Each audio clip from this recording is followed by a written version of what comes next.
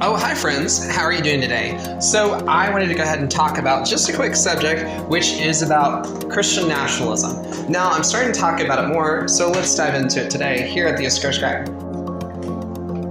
So aside from the fact that Christian nationalism is about essentially making Christianity the key rule, there seems to be a couple different things we should talk about when we're talking about Christian nationality.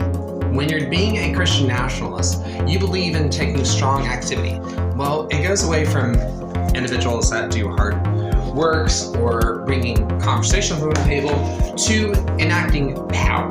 Let's talk about one way that this is impacting people, an attempt to show how people are so messed up and in the trans community and how they need the gospel. Let's examine one trans story that I just recently came across. So let's go ahead and listen to this TikToker talk about their story and the things that they are going through in light of all these drastic laws that people want to fight the gay agenda. Let's go ahead and listen to them.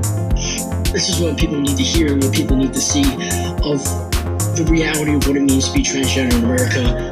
I've been on testosterone for 3.5 years. I live in Florida, and now I was just told that I can't go and refill my prescription and I can't go and get my medication. I don't know what to do. I don't want to experience all the side effects that you get from not being on this medication. I've worked so hard to build the person that I am, and I don't want to lose that. We're human.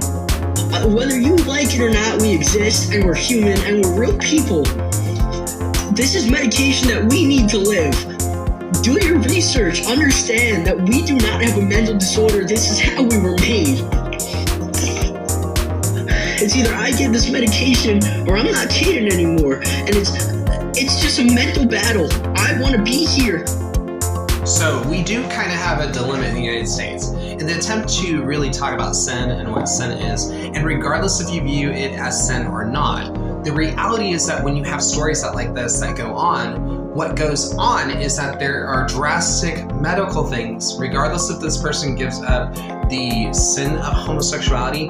And on a note, for people that do research, many trans individuals are outspoken on the fact that this does qualify under an area of mental health issues, in which I'll let the trans community talk about that, because they know a lot about that. In the conservative movement of the trans community that is conservative, they don't necessarily agree the same point with this particular content creator. But whatever the statement is on these issues, the reality is that this person has transitioned, and that this actually is medicine that keeps them stable in just their day-to-day life. This is not about transitioning other people, nor is this about whether it's a sin or whether it's not. To sit there and to do nationalism activity that would drastically impact this person's particular quality of life, regardless if they decide to become, detransition or whatever later, they've already gone through surgery, they've already gone through these things as far as I can tell. So what this is simply doing is it's not really about whether this is restoring the family unit, as a lot of evangelicals like to say,